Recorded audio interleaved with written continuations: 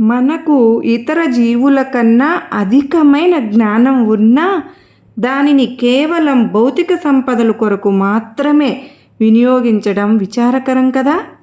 మనలో ఆధ్యాత్మికోన్నతి కలిగించి ఉద్ధరించుటకు దిగివచ్చిన పరమాత్మ స్వరూపమే బాబా. ధర్మబద్ధంగా గృహస్థాశ్రమం నిర్వహిస్తే వైరాగ్యం తప్పక కలుగుతుంది.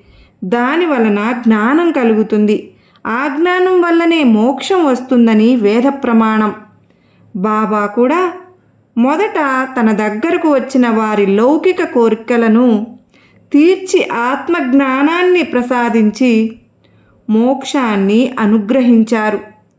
సాయి కథలను విన్నప్పుడు, లీలలను పాడుకున్నప్పుడు అవి మనలోని అహంకారాన్ని పోగొట్టి పాపాలను తొలగిస్తాయి.